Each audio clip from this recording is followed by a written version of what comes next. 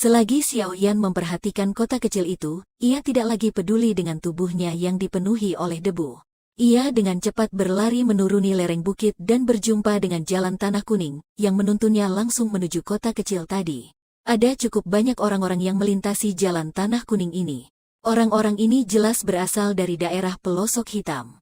Namun, apa yang menyebabkan Xiao Yan merasa agak heran adalah meskipun tubuh orang-orang ini telah memiliki aura ganas dan brutal, tidak ada sedikit pun niat membunuh yang melimpahi wajah mereka.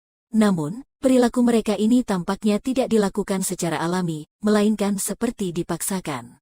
Karena itu, raut wajah para pejalan kaki ini terlihat benar-benar aneh. Saat mereka merasakan tatapan Xiao Yan, orang-orang ini juga menatap balik dengan ganas, membuat Xiao Yan merasa hal ini sedikit lucu. Jika hal ini terjadi di daerah pelosok hitam, pasti orang-orang ini sudah siap mengeluarkan belati mereka untuk menyerang. Sepertinya, ini memang benar-benar seperti yang guru katakan. Seseorang yang berjalan hingga titik ini harus menarik kembali sikap yang mereka tunjukkan di dalam daerah pelosok hitam. Akademi Jianan itu juga cukup kuat untuk benar-benar dapat menekan orang-orang yang menjilat darah dari belati mereka sendiri, hingga ketaatan tertanam di dalam mereka. Melihat orang-orang ini terpaksa menahan keganasan dan kebrutalan mereka, Xiao Yan menggelengkan kepalanya dan berbicara tenang di dalam hatinya. Xiao Yan menyusuri jalan utama yang terbentuk dari tanah kuning dengan pohon hijau subur yang terdapat di kedua sisinya. Ia perlahan semakin mendekat ke kota kecil itu, di mana suasana kacau daerah pelosok hitam memang benar-benar terisolasi. 10 menit kemudian, Xiao Yan berhenti di depan gerbang dari kota kecil dan mengangkat wajahnya untuk melihat ke papan tanda yang melintang di gerbang kota. Kata-katanya sangat biasa dan terdengar sangat terbalik dari daerah pelosok hitam. Jika kota itu bertempat di daerah pelosok hitam, itu pasti sudah akan dihancurkan di hari berikutnya. Kota damai. Ini adalah kota kecil pertama yang akan ditemui ketika seseorang memasuki daerah sekitar Akademi Jianan dari daerah pelosok hitam. Xiao Yan berdiri di depan pintu masuk kota kecil itu. Ia baru saja mau melangkah ke kota ketika ia seketika merasa suara-suara di sekitarnya menjadi lebih tenang. Ketika ia memalingkan pandangannya dengan beberapa kejutan, ia sadar bahwa wajah-wajah dari orang-orang di jalan yang telah berasal dari daerah pelosok hitam telah menjadi ketakutan.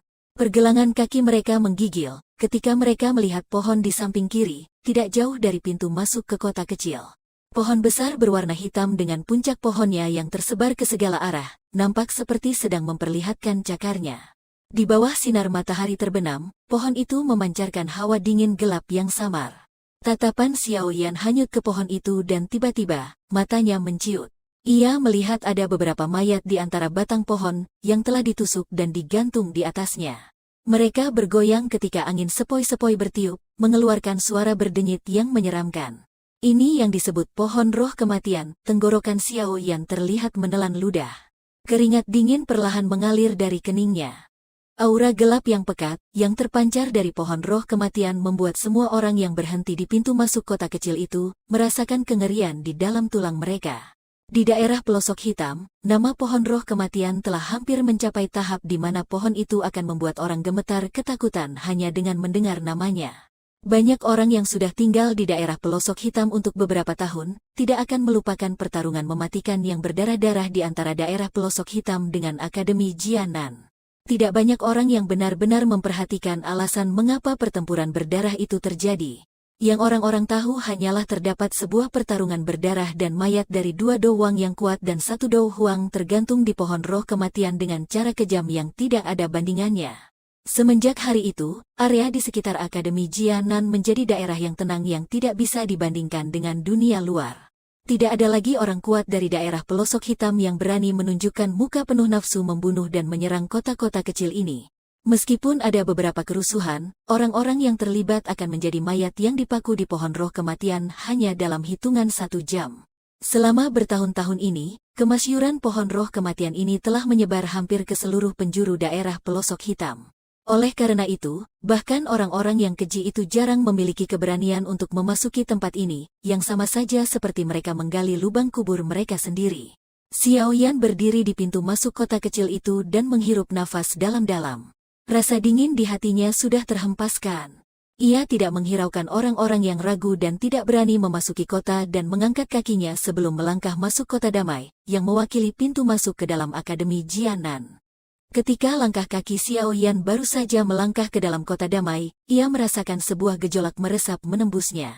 Tidak menghiraukan gejolak yang membawa suatu perasaan yang seperti sedang memeriksanya itu, Xiao Yan mengangkat kepalanya dan memandang jalan kota kecil itu. Ada beberapa orang di jalan, dengan stan yang berbeda-beda terletak di samping. Beberapa anak berlarian ke sana kemari saat mereka bermain dengan bebas dan tertawa. Suasana tentram yang harmonis ini terlalu berbeda dengan wajah daerah pelosok hitam. Orang-orang di jalan itu sudah sewajarnya melihat Xiao Yan yang berjalan melewati pintu masuk kota. Meskipun mata mereka terlihat curiga, mereka tidak menunjukkan reaksi ketakutan yang berlebihan. Mata Xiao Yan menyapu ke arah jalan. Ketika ia hendak melangkah di atas jalan, hatinya mendadak tergerak. Saat ia mengangkat kepalanya dan memandang ke arah atap dari rumah-rumah di kota, ia melihat 10 bayangan dengan cepat bergegas ke arah pintu masuk kota seperti kera. Beberapa saat kemudian, lebih dari 10 sosok manusia melesat dan muncul di pintu masuk kota. Mata mereka menyapu ke arah Xiao Yan dan yang lainnya. Di antara mereka, seorang lelaki paruh baya, yang sepertinya adalah pemimpin mereka berkata dengan pelan, siapapun yang ingin memasuki kota damai harus melaporkan identitas mereka, nama, dan yang lainnya. Jika tidak, mereka akan langsung diusir. Mata Xiao Yan bergerak ke arah 10 sosok manusia ini. Ia menyadari bahwa selain pria paruh baya yang merupakan pemimpinnya, terdapat campuran antara lelaki dan perempuan di kelompok itu. Namun mereka semua sangatlah muda. Dari penampilan mereka, sepertinya mereka hanya berumur 22 atau 23 tahun. Para pemuda dan pemudi itu memakai baju biru pucat yang sama. Ditambah lagi, mereka mengenakan sebuah lencana berwarna biru langit di daerah dada di pakaian mereka. Di dalam lencana itu terdapat sebuah belati yang berlumur darah merah terang. 10 orang muda ini menatap Xiao Yan dan orang-orang lainnya dengan waspada dan diskriminatif. Dan setelah kalian melaporkan nama dan identitas kalian, kalian akan meminum pil obat ini. Pria paruh baya itu melambaikan tangannya dan sebotol pil obat berwarna merah pucat muncul di tangannya. Ia dengan santai melirik orang-orang yang baru saja tiba dari daerah pelosok hitam, yang raut mukanya telah berubah sedikit ketika ia berbicara dengan nada dingin. Yakinlah, yang kuberi ini bukan racun. Ini adalah pil obat yang dimurnikan oleh ahli kimia di akademi yang dapat merasakan niat membunuh. Jika kalian memiliki niat membunuh di dalam hati kalian ketika berada di dalam perbatasan akademi, pil obat ini akan memancarkan sebuah cahaya merah dari dalam tubuh kalian. Pasukan penegak hukum akan mengikuti cahaya merah ini dan datang mencarimu. Kalian seharusnya tahu bagaimana Akademi Jianan mengurus orang-orang yang membawa hal-hal dari daerah pelosok hitam ke dalam tempat ini. Sebelum kalian berencana untuk meninggalkan kota kecil ini, kalian bisa pergi ke pusat kota untuk mendapatkan obat penawarnya. Namun, ketika obat penawar itu berada di tangan kalian, akan ada pasukan penegak hukum yang membimbing kalian di sepanjang jalan menuju keluar kota. Ketika mendengar kata-kata dari pria paruh baya itu, wajah dari orang-orang di gerbang kota berubah. Dengan indera mereka yang peka karena telah sering hidup di dalam bahaya, bagaimana mungkin mereka mau menelan sebuah pil obat yang tidak mereka ketahui? Tidakkah itu sama saja menaruh nyawa mereka di tangan orang lain? Namun, ketika beberapa orang yang susah untuk dikendalikan tidak bisa menahan untuk tidak membantah, 10 lelaki dan wanita di belakang pria paruh baya tadi seketika mengeluarkan suara yang mencekik. Lalu, mereka mengeluarkan pedang panjang yang mereka bawa di pinggang mereka dengan cara yang begitu rapi. Doki yang berwarna-warni keluar dari dalam tubuh mereka ketika mereka akhirnya mengarahkan ujung pedang ke arah gerbang masuk kota. Mereka jelas memiliki pikiran untuk langsung menyerang dan mengeluarkan orang-orang itu jika terjadi perselisihan. Peraturan dari kota damai memang selalu seperti ini. Jika kalian tidak setuju, maka jangan masuk. Karena jika kalian masuk dan melawan aturan yang ada, mungkin dekorasi yang ada di pohon roh kematian akan bertambah. Pria paruh baya itu menjulurkan tangannya ketika ia berbicara dengan nada yang acuh. Ketika suaranya terdengar, sebuah tenaga yang kuat perlahan merembes keluar dari dalam tubuhnya. Kekuatan orang ini setidaknya di atas Dadosi 7 bintang. Xiao Yan menggumam pelan ketika ia merasakan tenaga yang kuat yang berasal dari pria paruh baya itu. Melihat bahwa kubu yang lain tidak menurunkan kewaspadaan mereka, sebuah udara ganas tanpa disadari bergejolak di wajah orang-orang yang berada di gerbang kota itu. Namun, ketika sudut mata mereka bergerak ke arah pohon roh kematian di samping, seluruh tubuh mereka bergetar merasakan rasa ngeri. Aura ganas yang tadi mereka buat, benar-benar menghilang seketika.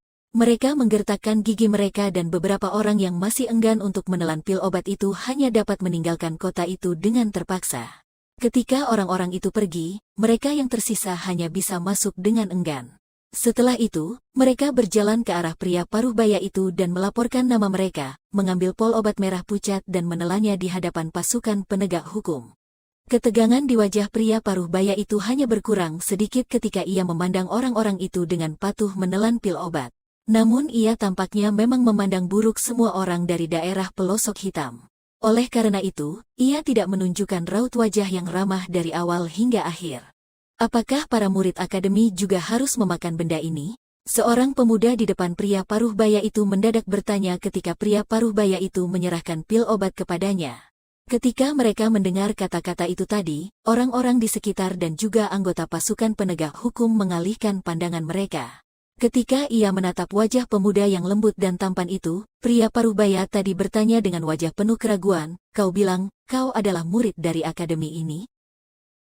"Dahulu, setelah aku lulus tes penerimaan siswa baru, aku ambil cuti untuk sementara waktu. Oleh karena itu, aku hanya bisa datang sendiri." Xiao Yan mengangkat pundaknya dan tersenyum ketika menjawab, "Kau telah melewati daerah pelosok hitam sendirian untuk bisa datang kemari?" Pria paruhbaya itu seketika terkejut ketika mendengar hal ini. Wajahnya dipenuhi dengan rasa kaget. Biasanya murid baru akademi akan didampingi oleh beberapa orang yang dikirim dari akademi setelah mereka sampai di batas luar daerah pelosok hitam. Lagi pula, sekelompok murid baru yang baru saja meninggalkan sangkar mereka, mungkin tidak akan bisa berjalan keluar dari dataran luas dari daerah hitam sebelum mereka dibantai oleh pisau tersembunyi yang tak terkira jumlahnya. Xiao Yan hanya tersenyum dan menganggukkan dagunya sedikit ketika dihadapkan dengan tatapan bingung pria paruhbaya dan 10 pemuda-pemudi di belakangnya. Melihat Xiao Yan menganggukkan kepalanya, ketakjuban di mata pria paruhbaya tadi menjadi semakin besar. Ia memperhatikan Xiao Yan dari atas ke bawah dan berkata, "Laporkan namamu, umur, dan instruktur penerimaan. Jika kalian membicarakan Xiao Yan dari kota Wutan di Kekaisaran Jiama, maka benar itu adalah aku."